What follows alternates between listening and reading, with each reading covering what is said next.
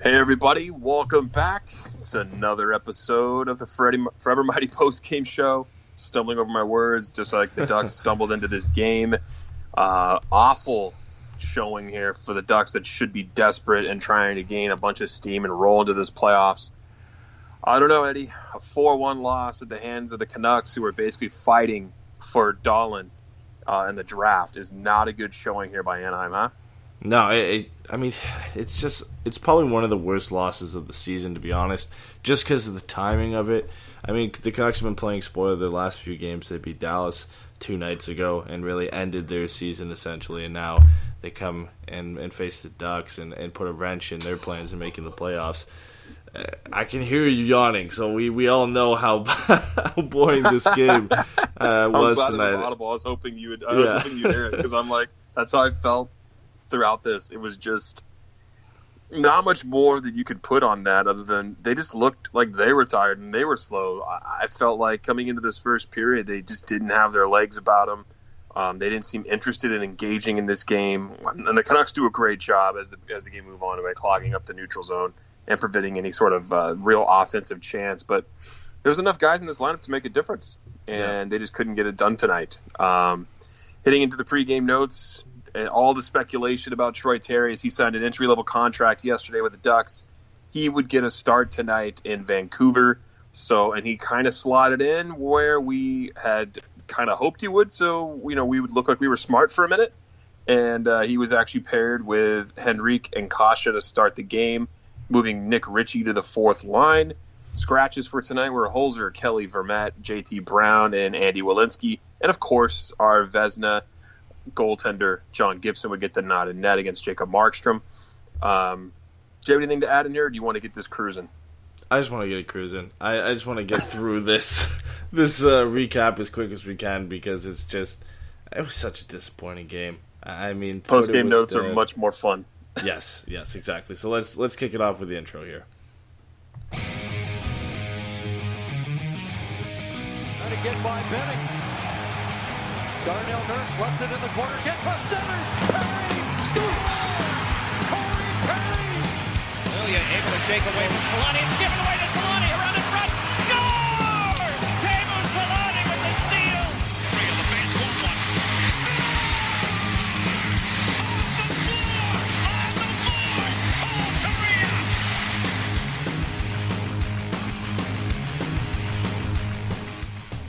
So Gordon Bombay kicks off the recap in the chat with talking about how you think this is funny. You think losing is funny, and I kind of agree with them. I mean, we're trying to be upbeat here. Don't hate on us. We're trying to be upbeat. Yeah, it is definitely a tough game to talk about. It's definitely not funny, but it was something that we really didn't expect. The Ducks just played this team on March 14th and beat them 3-0. This is a doable game for the Ducks. They have all the talent up front to handle this team. And, I mean, let's talk about the Vancouver roster. They're without their best player, Brock Besser, amongst a bunch of others on this team. They think they had 8 regulars in the lineup that are injured, and they're not even in any contention to make the playoffs. They should have been just roadkill on the way to the playoffs for the Ducks and on their way to a big game on Friday night. Yeah, somebody mentioned fatigue at the end of the road trip, which I mean, if you want to throw out some excuses, you can maybe chalk that up as one. But this had to be the easiest game of the road trip. When you're looking at it, you had Calgary, you had Winnipeg, you had Edmonton, and then you have Vancouver. Vancouver's the worst team of the 4, and every team likes to play spoiler this late. But when you have arguably their best player, their best goal scorer out of the lineup, you gotta win this game. You just have to, no matter what. You gotta come to play. And they didn't, and it's going to be one that comes back to haunt them if they don't make the playoffs, among a lot of other games that have happened this season. But this late against such a poor opponent, you got to get at least a point, if not 2. Yeah, and they didn't help themselves in the first period. Like I was just waiting for them to start playing hockey, and the best sequence I was able to find before the first goal of the game for the Canucks was actually the showing by the Tory Terry line. Tory Terry with Kasha and Henrique. Terry ends up outweighting a few Canucks, circling the net, gets a shot on goal, so a nice first sequence there for him. But that was after Gibby had to make a save on Daniel and Henrik Sedin. The Ducks just automatically giving up chances as this game started. I'm you know what? There really wasn't a whole lot going in the first period for him. It was just a very, very slow period. And unfortunately, somehow Gagne for Vancouver just disappears. We've seen this happen a couple of games now. Disappears off the radar for the Ducks defense, circles around the side of the net, Gibby leaves a fat rebound, not knowing that Gagne's there. Gagne's there to clean it up, and all of a sudden it's 1-0 Canucks. Yeah, it feels like a trend at this point of a guy being left wide open. In some cases, it's been on the power play, of course. In this case, it wasn't. And I don't know who missed the assignment, to be honest. You looking at the goal here, Kessler is the guy who gets back to try and at least get a stick on the puck. Not even close, but somebody missed him, left him open. He has a wide open net. He's not going to miss that off the rebound. I mean, it's hard. You can't really blame Gibby. I mean, he did give up the rebound, so that's on him. But somebody has to be taking Gagne. Somebody has to be at least somewhere close to him. I mean, he's wide open. There's no one even near him on that play. So, yeah, it's disappointing because that kind of was the trend of the first period. Sorry, Gordon is making me laugh in the chat. He's saying it's pronounced Gagner instead of Gagne. So, I'll take his word for it. Everyone had to breathe a collective sigh of relief because we all know that Gibby gets injured frequently, and although not his fault, this time would not have been his fault either. But he took an awkward shot at first. The broadcast said off the helmet. It happened really quick, and it's one of those saves where a goalie shrugs the shoulder up to go higher. So it hit him right, probably in the collarbone area, and they called it a stinger. My buddy Jay, who plays goalie, would say the same thing. It was a stinger. But Gibby fell back and then had to make another blocker save and then wave to the referee. So I was like, oh, no, did that hit him? I don't want it to, any sort of head stuff. But fortunately, as we all overreacted, John Gibson, he's fine and would stay in the game. That's all I got to say about the first period. There was really nothing going on for the Ducks other than them just standing around and watching the Canucks play hockey. Yeah, and they really did not look the better team, of course, in the first period, coming in down 1-0, and They had no chances. I mean, they ended up getting 9 shots. None of them were anything that really challenged Markstrom throughout the entire period. And it was really all Canucks. And Gibby made a couple good saves on the Sedin twins early on, like you had mentioned. And then, of course, the Gagne goal was the only thing that Vancouver had gotten in that period as well. So it was just a sluggish, boring, back and forth sort of first period, something that you don't want to see. Probably put a lot of people to sleep, to be honest. I mean, it's kind of reminiscent a bit of the Winnipeg game where we both said that we kind of fell asleep during the first period. So disappointing effort to start. And I wasn't ultra concerned about it. I was just kind of disappointed. I figured in the second period that they get their legs under them and start moving, and they did. To start the second period, the Ducks started looking really, really good. And then they got a power play chance, which I don't even know if you can even qualify it as one because it was one of the worst power plays we've seen in a while. And I know that power play has not been hot. So why would they do anything other than turn the puck over? Sutter ends up picking up a puck off the half wall, kind of steps around Lindholm and gets a nice shot on John Gibson. But what does he do other than turn it away with a glove? So big save there to prevent a shorthanded goal. And then Troy Terry. He got his welcome to the big boys club. Exactly. Takes a huge hit by Biega in the corner. And I even wrote in the notes here, I was waiting for Richie to take a penalty because Richie was out there with Terry. And I'm like, dude, he's going to go right after him. He didn't. I was very surprised. Very, very surprised that Nick Ritchie didn't go after and defend Troy Terry on that hit, weren't you? Yeah, I thought he was definitely going to go after somebody for hitting him. But, I mean, that's exactly what I thought when he got hit. I was like, hey, welcome to the NHL, kid. These are the type of hits you're going to be taking. You definitely didn't see anything like this in NCAA. So I saw a lot of people tweet that out too. So a lot of people kind of felt the same thing when he got hit by Biega.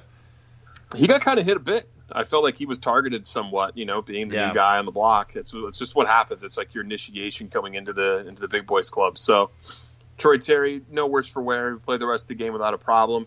I was really impressed, I got to say, with the few things I was impressed with tonight, besides the way, John Gibson held the Ducks in it as long as he could. I was extremely impressed with Cam Fowler. I felt like Cam Fowler is just really just continuing his strong game. He was all over the ice tonight. When there was any sort of offense being created, it felt like it was either he or Getzlaf, for the most part, trying to create. He had a few chances. He walked around a Canuck, drives to the net, passed cross crease to Perry, who just kind of whiffed on it, although there was another stick in the way there, so you can't really fault Perry on that.